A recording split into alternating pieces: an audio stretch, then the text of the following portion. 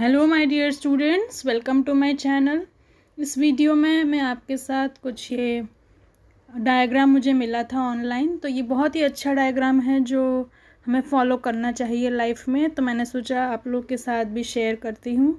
तो things I can't control, तो कौन कौन से थिंग्स हैं जो हमारे कंट्रोल में नहीं हैं। How others feel, how others behave, दूसरे लोग कैसा फील करते हैं, दूसरे कैसा बिहेव करते हैं, उसको हम कंट्रोल नहीं कर सकते।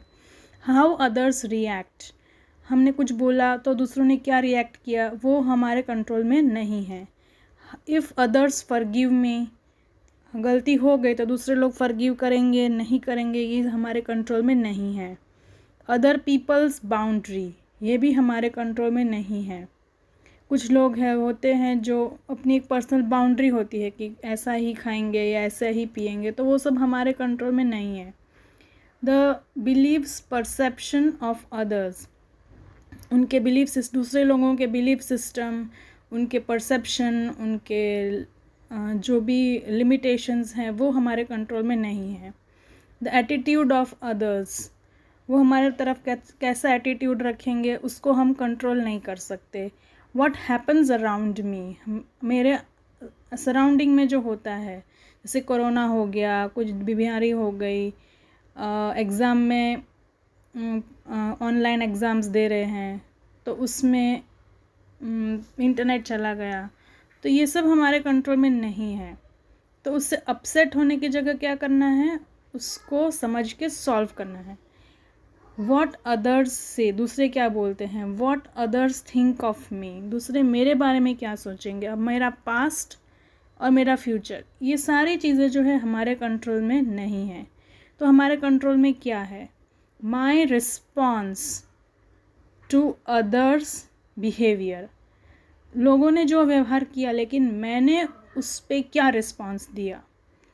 अब कम मार्क्स आए तो मम्मी पापा ने डांट दिया, तो हमने उसमें क्या रिस्पॉन्स करना है, उस पर डिप्रेशन में नहीं जाना है, पर ये सोचना है कि मेरे मार्क्स कहाँ गए, किस किस टॉपिक में मैं वीक हूँ जिसमें मैंने मार्क लूज़ किए हैं, और वो टॉपिक को जाके वापस रिवाइज़ करना है।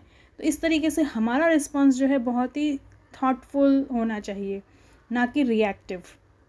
Boundaries I set with others, मतलब कुछ फ्रेंड्स होते हैं जो टाइम वेस्ट करवाते हैं, पढ़ते खुद भी नहीं पढ़ते, हमको भी नहीं पढ़ने देते, तो ऐसे फ्रेंड्स को कैसे दूर रखें।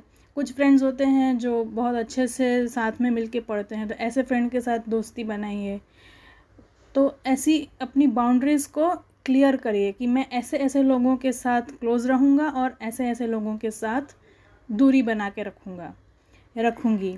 How I let other people affect me, दूसरों का बिहेवियर, दूसरों के बोलना, दूसरों का कमेंट करना, उससे मैं कितना अलाउ करूं कि वो सब मुझे इफ़ेक्ट करे या बिल्कुल भी इफ़ेक्ट ना करे। तो ये हमारे कंट्रोल में है।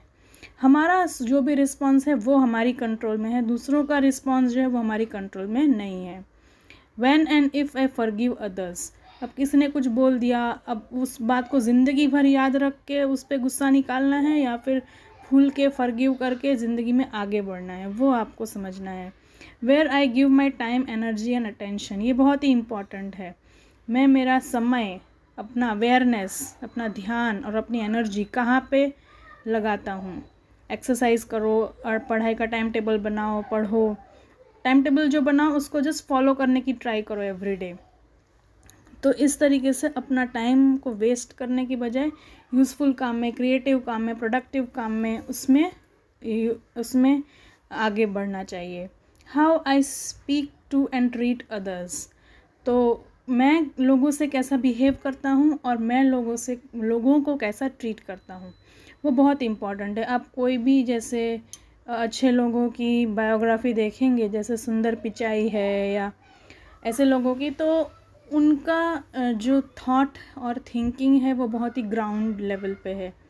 वो लोग उनके साथ कैसे भी बिहेव करेंगे, उनका जो रिस्पॉन्स होता है वो हमेशा थॉटफुल होता है और बहुत ही सोच के समझ के प्रोएक्टिव स्टेप्स लेते हैं। वो रिएक्टिव होके, डिप्रेशन होके, ऐसा उनका रिएक्शन नहीं होता है लाइफ का। तो आप ऐसे लोगों की बायोग्राफी पढ़े, सोचे समझे और अपने लाइफ में ये बहुत इंपॉर्टेंट चार्ट है, वो अप्लाई करें।